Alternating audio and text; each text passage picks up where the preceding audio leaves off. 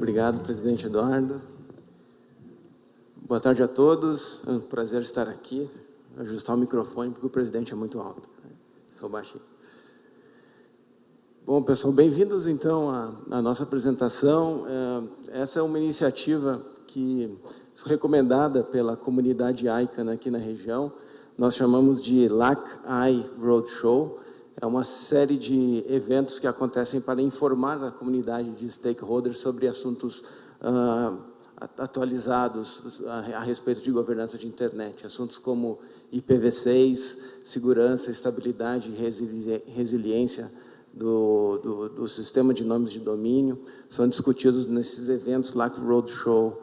É a primeira vez que nós trazemos esse evento aqui para a região sul-americana e está acontecendo durante o FutureCon.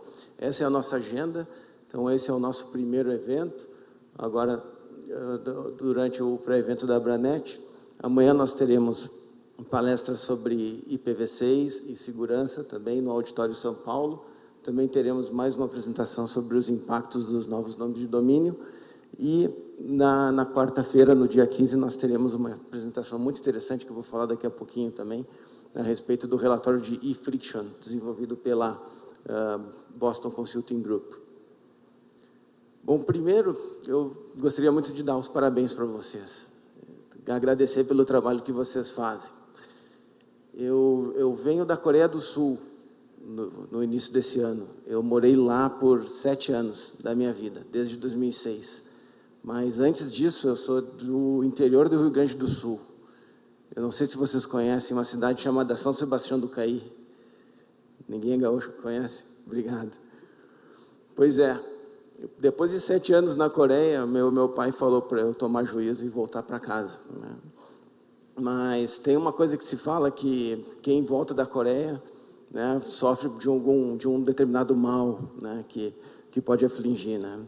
Eu não sabia que mal era esse direito, mas me falaram que seria depressão, porque você poderia vir para o Brasil e se deparar com uma internet muito mais lenta do que aquela que os coreanos usam, né? Ninguém tinha me dito isso, ninguém é louco também de voltar para a Coreia, porque ninguém vai para a Coreia, né? Poucos são. Mas, enfim, eu voltei. E para minha surpresa, quando eu liguei para um provedor local em São Sebastião do Caí, eles me disseram: Daniel, nós podemos colocar uma fibra na tua casa. Eu digo: o quê? Podemos colocar uma fibra e você pode ter acesso à internet. Eu digo: não acredito. Muitas regiões de São Paulo não possuem isso, né? Então, em São Sebastião do Caí é realmente um mérito de vocês, e eu gostaria de agradecê-los por isso, parabenizá-los, porque isso é um movimento muito bonito, muito vibrante, que ocorre no Brasil. Eu acho que até o mundo, né, deve olhar para o que vocês fazem e se inspirar também. Então, parabéns, são vocês que trazem a internet para as pessoas, né? Aquilo que o ICANN contribui de uma determinada maneira, mas são vocês que estão na ponta desenvolvendo isso. E o impacto de vocês é muito importante. Para falar sobre esse impacto, o Dr. David Dean está aqui. Ele é o coautor desse estudo, Lubrificando as Engrenagens da Internet, que avaliou exatamente qual é o impacto da internet na economia dos países. O Dr. Dean vai apresentar esse estudo na quarta-feira. Seria muito interessante que vocês pudessem participar. E, em relação à ICANN, a ICANN é uma das entidades que faz parte do ecossistema da internet, que gerencia algumas infraestruturas fundamentais, como os nomes de domínio e os endereçamentos IP. Para um computador encontrar outro na internet, é importante que exista um sistema padronizado, né, que enderece as requisições dos usuários de maneira global. Então, é isso que a ICANN coordena em conjunto com a comunidade. E o João Caribé vai explicar mais sobre isso. De uma maneira geral, é muito difícil explicar sobre o que a ICANN faz, né? Mas, de uma maneira bem geral, nós temos, por exemplo, na base, várias redes que compõem a internet. O meu CEO falou ontem, na reunião, que seriam mais de 70 mil, né? No topo, nós temos várias aplicações que estão na internet. A www, o e-mail e vários outros apps mobile, são todas aplicações, são duas áreas bastante fragmentadas, digamos assim.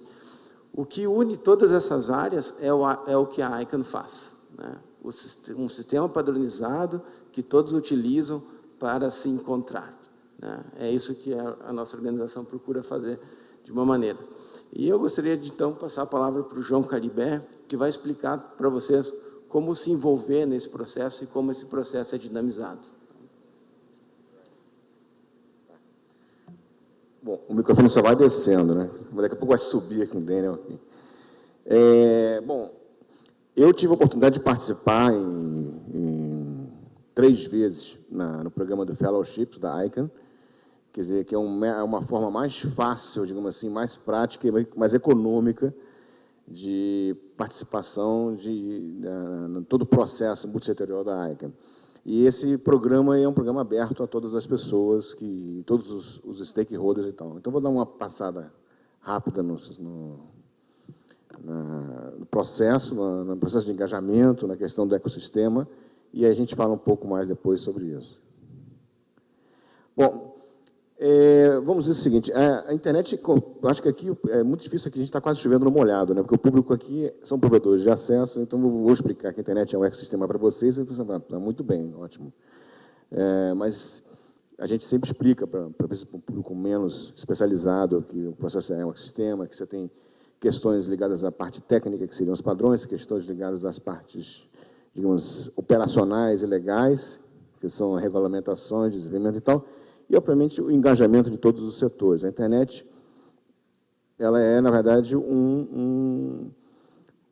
digamos assim, um exemplo vivo do caos organizado que funciona, né? Porque todo o complexo do ecossistema da rede é um sistema bastante interessante e que cada membro, cada um tem uma participação no processo, e a ICANN também tem uma relação, digamos assim, importante, que é a questão de gestão de nomes e números e gerenciamento de disputas, enfim. E também, digamos assim, isso fez dela uma organização que foi criada nos Estados Unidos, com base no memorando em cima da Organização Mundial de Comércio, e hoje ela passa por essa mudança, ou seja, digamos assim, está se desconectando tanto dos Estados Unidos como desconectando da OMC, o que é um processo que já vem acontecendo em algumas reuniões da ICANN. Bom, espera que deu um branco, eu não estou em proficiência do Daniel. Muito bem. Tá aí. Então, dentro do processo, a estrutura multi-stakeholder, ou multissetorial, ela envolve atores de diversos setores. Eu, por exemplo, sou um ator da sociedade civil e estou aqui falando por um evento especializado mais na área técnica e comercial da internet e da telefonia, de uma forma geral. Ou seja, a maioria daqui de vocês são provedores, são registrados, são membros de empresas de telecomunicações, acredito eu. E dentro da sistematização que aconteceu dentro da ICANN, quer dizer, fica difícil, eu não consigo enxergar muito bem ali no monitor, a miopia já não me ajuda muito. Então, dentro da estrutura da ICANN, você tem vários grupos, vamos assim, que atuam, e aquele círculo pequeno ali, na verdade, são os assentos no Conselho Deliberativo, ou seja, quem decide no processo de genéricos, quem decide nas questões de regulamentação, nas questões operacionais da ICANN, são os membros do Conselho, e que são eleitos, são membros que participam em outros stakeholders. Por exemplo, o GNSO, que é onde estão vocês, estão a sociedade civil também, estão outros participantes, que é uma estrutura mais ou menos, dentro da estrutura multi-stakeholders, ainda tem uma estrutura hierárquica e tal. Quer dizer, é preciso realmente você estar engajado dentro do processo da ICANN para você conseguir entender como é que funciona essa estrutura de multi-stakeholder. Agora, por que eu preciso entender como é que funciona essa estrutura multi-stakeholder? Depende do seu negócio. Quer dizer, no caso dos registros de domínio, principalmente nos novos genéricos, você precisa ter esse engajamento, porque ainda não tem, até hoje, um framework definido na questão dos genéricos. Quer dizer, ainda é uma coisa, é uma construção ainda que não está concreta, e é importante que você tenha o engajamento em todos os stakeholders para que você consiga ter sucesso no seu pedido de genérico, porque não é um processo barato e não é um processo simples. Mas é um processo interessante, quer dizer, o Daniel estava aqui, daqui a pouco vai falar um pouco do ponto LTDA, que são genéricos, o próprio CGI tem alguns, né? Ponto final, não tem ponto final. Estou tentando ler as lábios do Milton ali, mas não está difícil.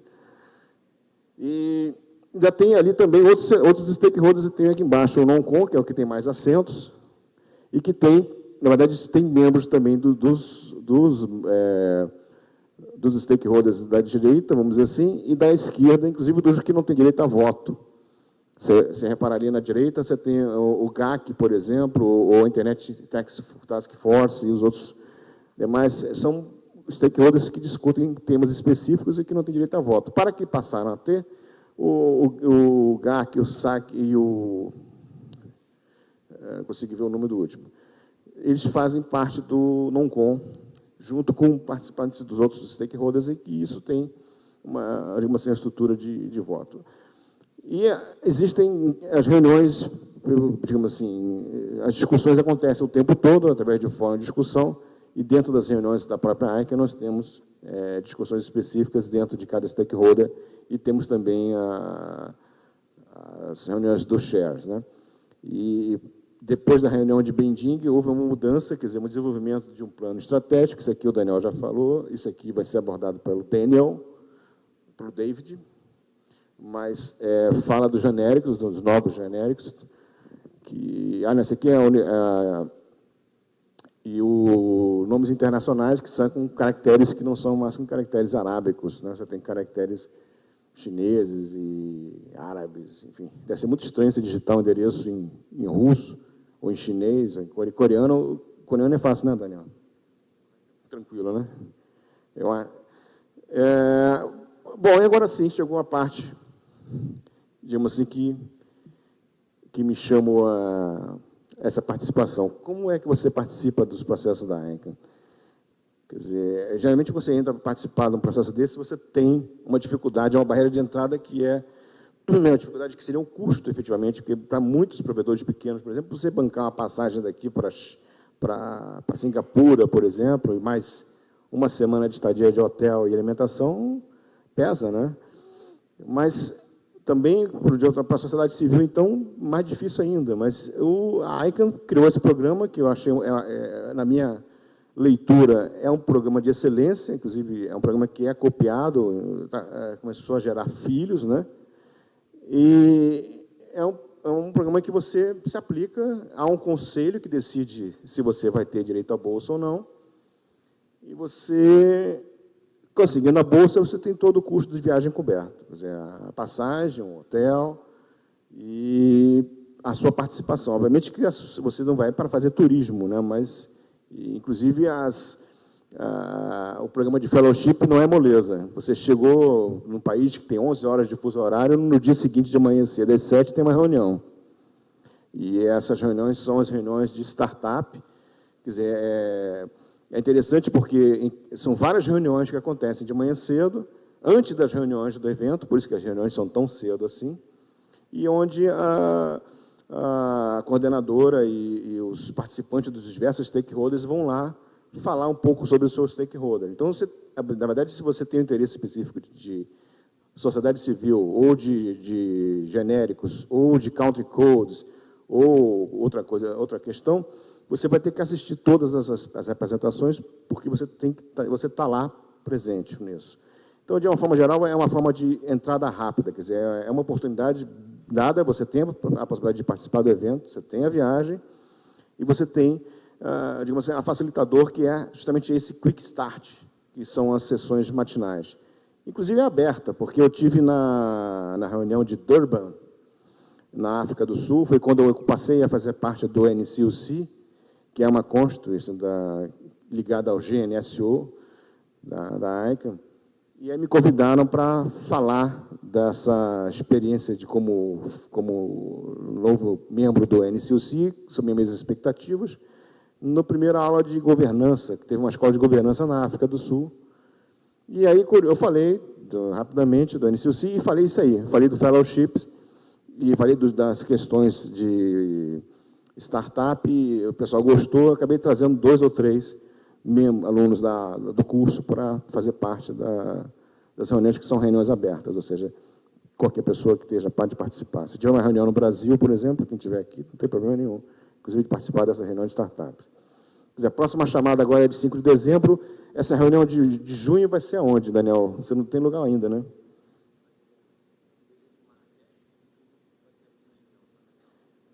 Fevereiro já fechou.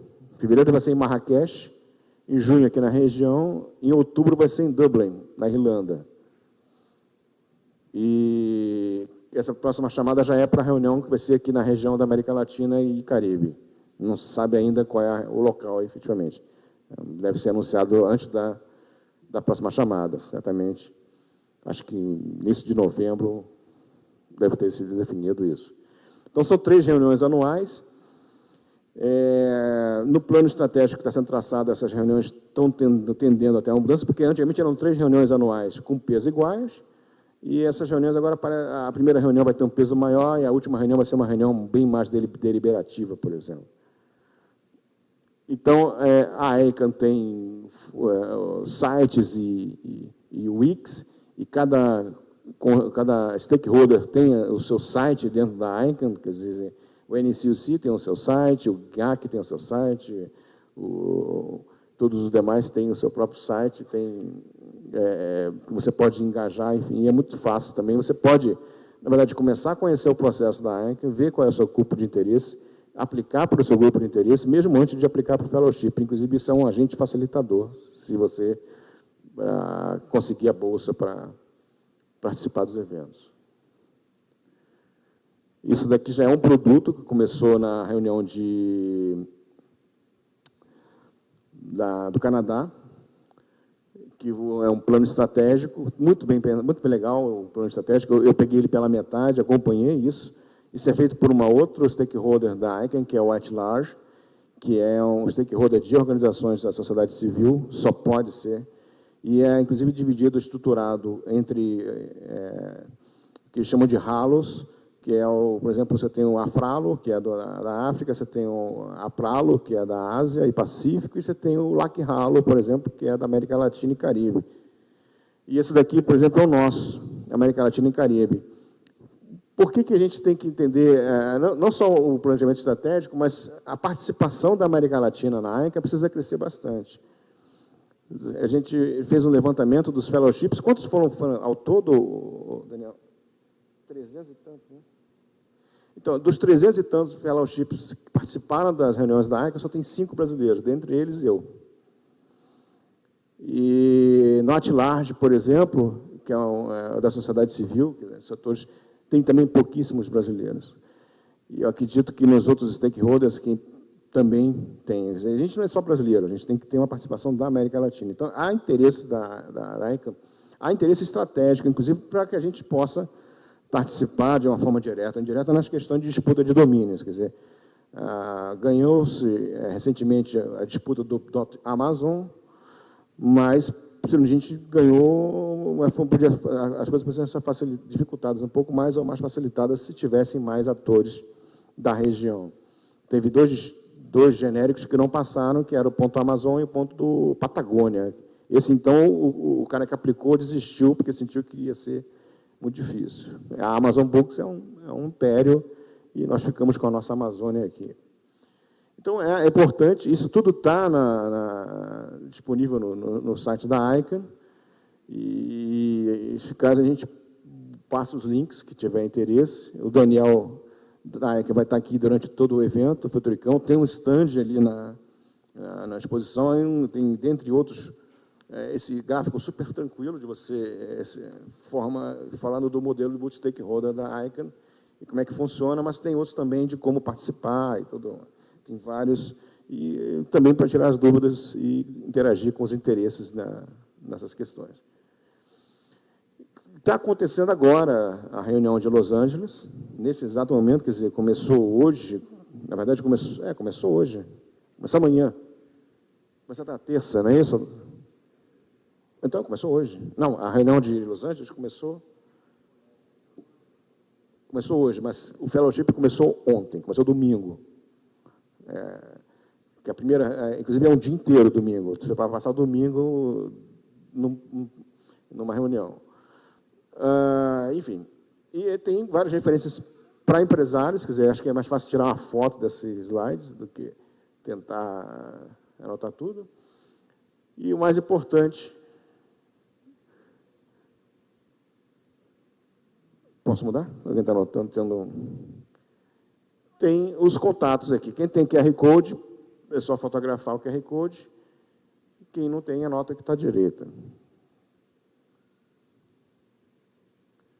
São os contatos do Daniel.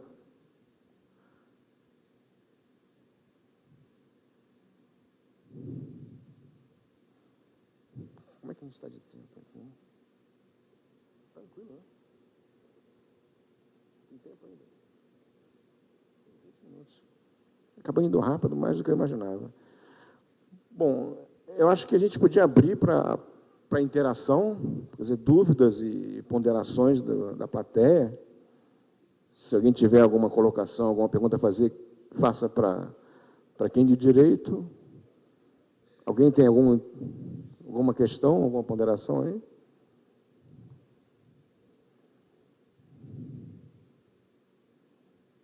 Não?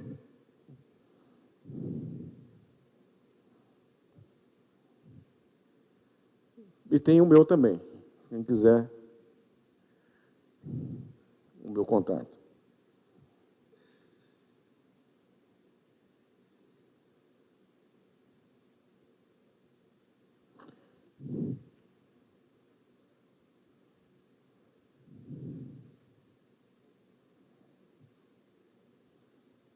Bom, gente, obrigado, então, pela participação. Eu vou passar de volta para o Daniel o microfone, já vou subir ele um pouquinho de volta para ele. Depois ele...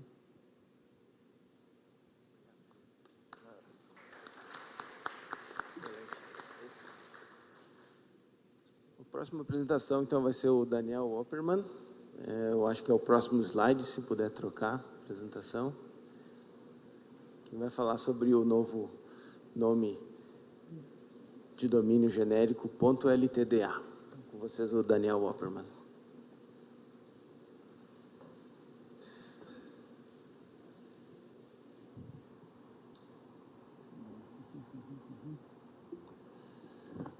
Boa tarde a todos. Agradeço a presença de vocês aqui. Meu nome é Daniel, eu sou da empresa Internet X. A empresa Internet X é uma empresa de origem alemã. A gente trabalha com domínios de topo. A gente é um revendedor de domínios, um registrador credenciado pela ICANN e também trabalhamos na área de registro de novos domínios. Ou seja, eu vou falar agora um pouco sobre os novos domínios de topo. Vou falar também sobre o novo domínio de topo.ltda, que a gente vai lançar no Brasil nesse ano. E vou falar um pouco sobre o contexto que a ICANN tem nessa relação. Bom, como estamos aqui num evento da Abranet, muitos já conhecem provavelmente a questão da internet, funcionamento da internet, história da internet.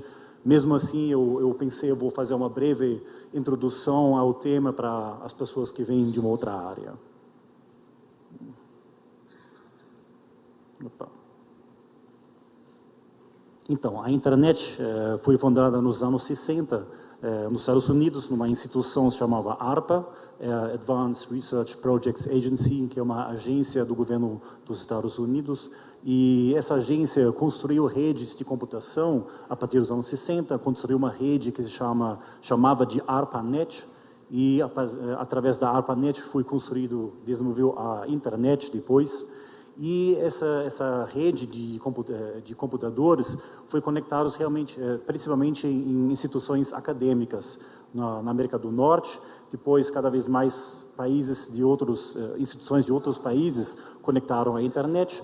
Aqui no Brasil também, nos anos 80, em 1988, as primeiras duas instituições brasileiras se conectaram à internet, era a FAPESP, a Fundação Amparo à Pesquisa do Estado de São Paulo, e a LNCC, Laboratório Nacional de Computação Científica do Rio de Janeiro. Essas duas instituições abriram a porta para a internet no Brasil. Depois, nos próximos anos, cada vez mais instituições se conectaram à internet. Bom, na época, então, a partir dos anos 90, abriu a internet para outras empresas também, para empresas, para usuários, ou seja, a internet virou uma rede pública. Antes era mais para instituições acadêmicas, mais fechada. Quando nos anos 90 foi desenvolvido o HTML e também os primeiros browsers, aí aconteceu o abertamento da internet para outros atores também. E assim, começaram também comunicação, a facilitação de comunicação entre computadores através do DNS. O DNS, que já foi desenvolvido, na verdade, nos anos 80, é o Domain Name System, o sistema de nomes de domínios, ou seja, um sistema de servidores que facilitava a comunicação entre os computadores e, assim, facilitou também a vida dos usuários que, através de domínios de topos, e nomes de domínios podiam acessar páginas na internet. Principalmente temos aqueles dois tipos de domínios, temos os ccTLDs e os gTLDs. Os ccTLDs, os nomes de domínios de código de país, ou seja, cada país tem o seu próprio domínio de topo, o .br no Brasil, .jp no Japão, AU na Austrália, cada país tem o seu próprio domínio de topo. E, além disso, temos uma série de nomes genéricos, os mais conhecidos eram .com, .org, .net, depois foi um pouco ampliado, agora tem .travel, .info, .museum e alguns além disso.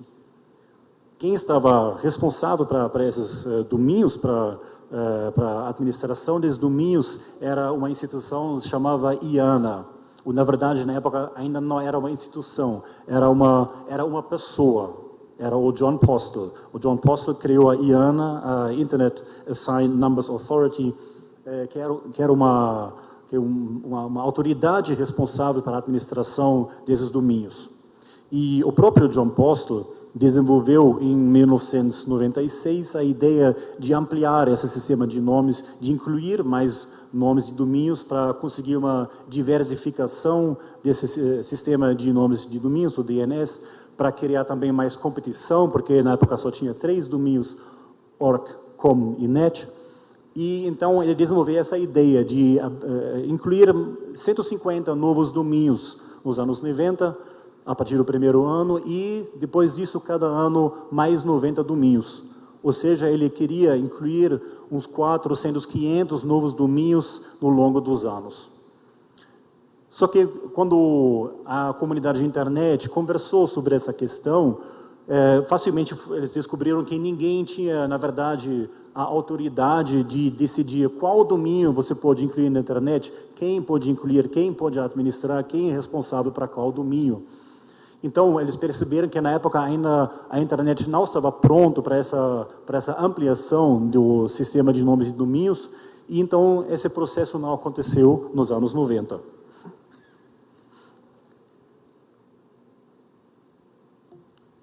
Bom, mas o que aconteceu nesse contexto foi a discussão sobre a institucionalização da IANA.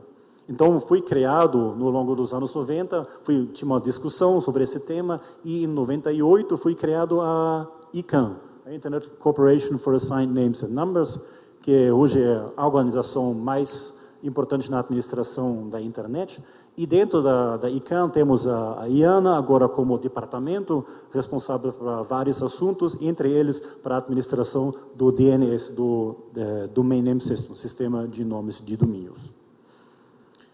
Temos o At-Large Committee, temos o Internet Engineering Task Force, que é responsável para vários assuntos técnicos, temos o CCNSO, Country Code Name Supporting Organization, a organização responsável pelos nomes de códigos de países. Temos a GNSO, Generic Name Supporting Organization. Dentro da GNSO temos os registros e os registradores. Os registros são responsáveis para a administração de um domínio. Os registradores são responsáveis para a divulgação, para a distribuição dos domínios no mundo. Ou seja, os próprios registros de nomes genéricos, eles não podem vender os domínios para o cliente final, eles dependem dos registradores para distribuir esses domínios.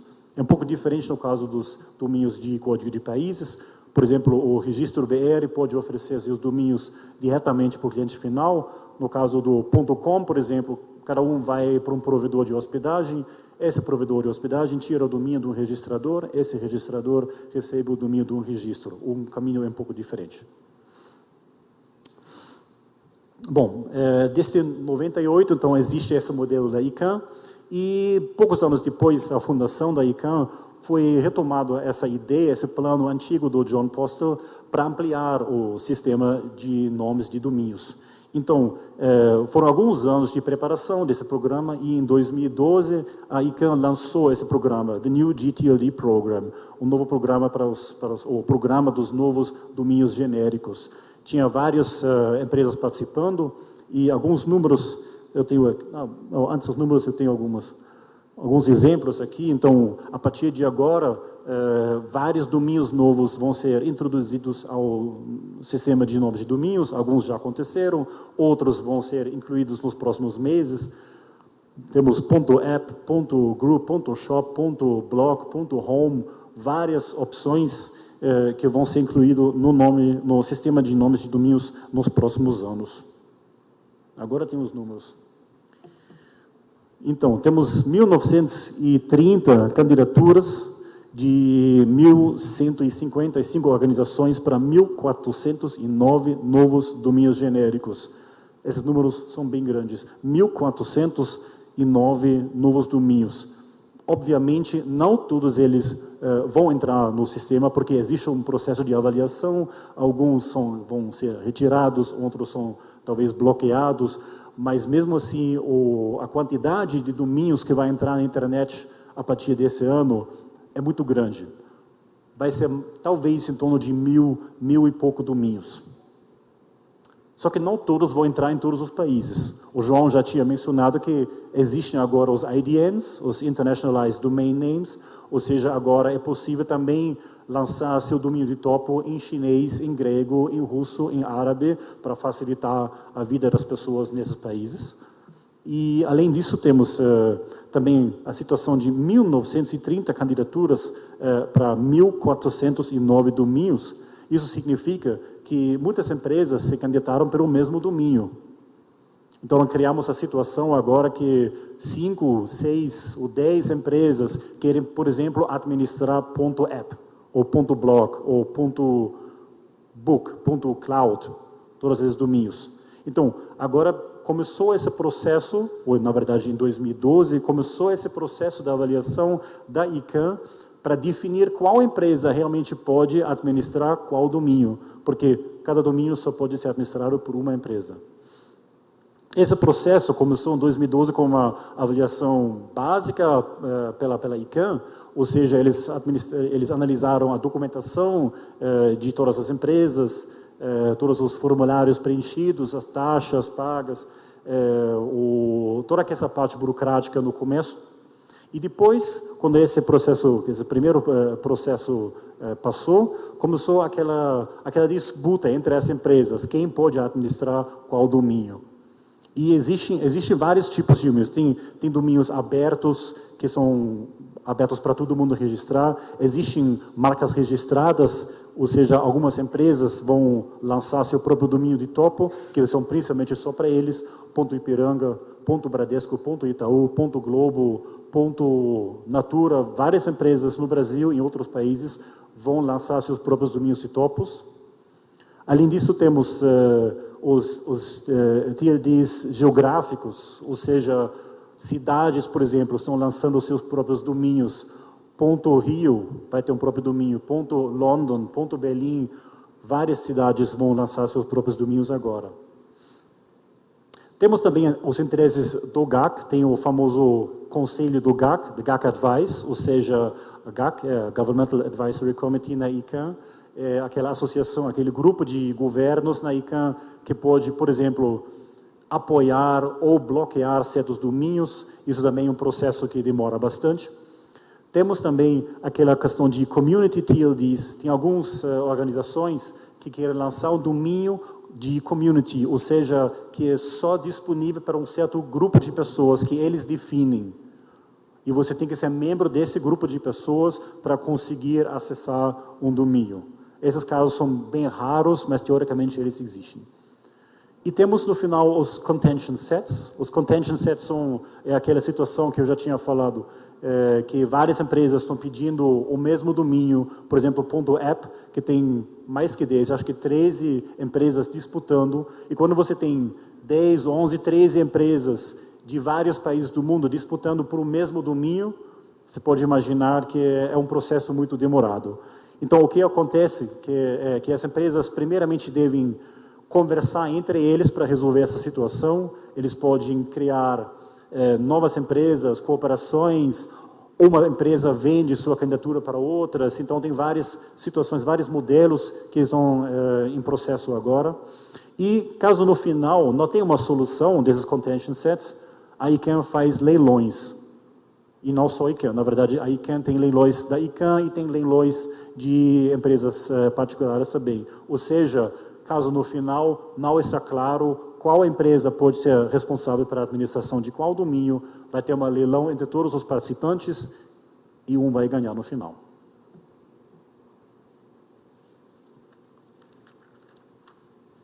Bom, um domínio que passou todo esse processo é o .ltda, que é o domínio que a Internet X vai lançar nesse ano no Brasil.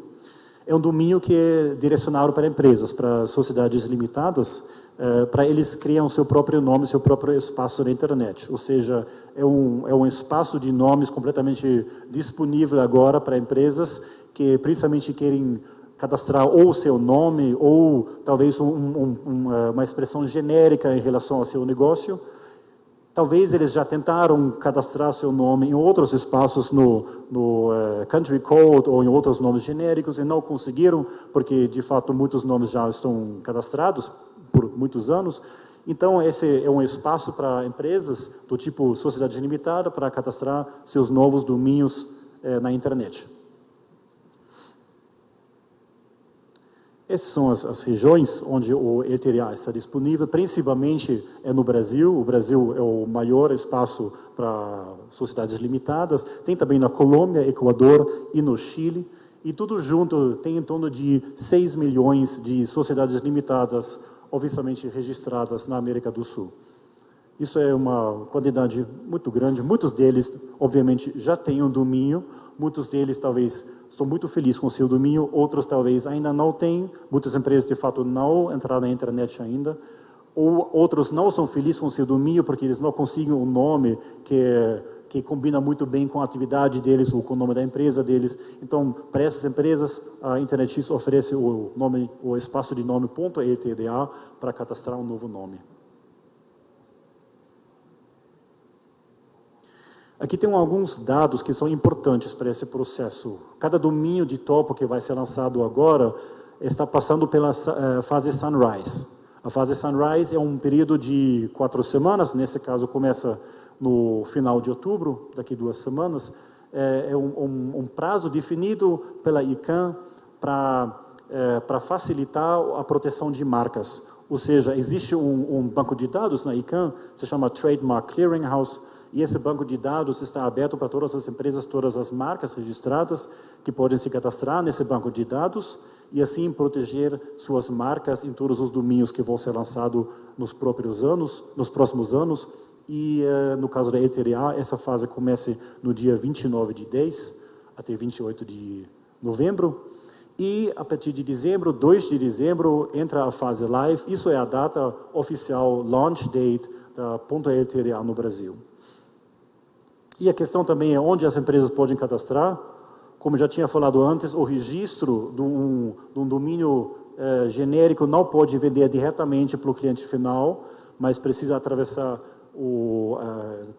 trabalhar através de registradores, e eles trabalham com os provedores de hospedagem. Ou seja, o registrante que tem interesse em um domínio de topo.ltda vai diretamente no seu provedor de hospedagem, pode perguntar lá, e caso esse provedor ainda não tenha o domínio no seu portfólio, ele vai falar com o seu fornecedor, que é geralmente um registrador, e todos os grandes fornecedores do mercado têm o .ltda no seu portfólio, e assim o registrante pode acessar um .ltda.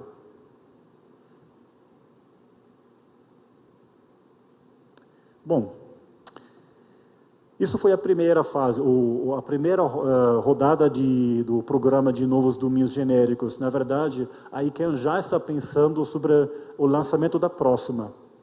Ou seja, a partir de 2016, 2017, mais ou menos nesse período, 18, 19, vai ter uma segunda rodada, a próxima rodada desse programa de novos domínios, e cada empresa que quer lançar seu próprio domínio, .minha empresa, pode entrar em contato com a ICANN para receber mais informações, ou pode procurar na internet, porque esse processo está quase em preparação já.